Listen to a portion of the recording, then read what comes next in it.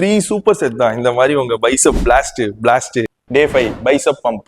Super set 1 white grip barbell curl with hammer curl. இந்த மாதிரி ஒய்டா hold பண்ணுங்க. இது உங்க இன்னர் பைசப்ஸை டார்கெட் பண்ணும். நெக்ஸ்ட் ஹேமர் கர்ல், இது உங்க ட்ரெகி மசிலை டார்கெட் பண்ணும். 3 செட் 12 reps பண்ணுங்க. Super set 2 spider curl with feature curl. Spider curl இது உங்க பைசப்ஸை செம பீக் ஆக்கும். பெஞ்சை 35 டிகிரில வச்சுக்கோங்க. க்ளோஸ் கிரிப்ல ஹோல்ட் பண்ணிக்கோங்க.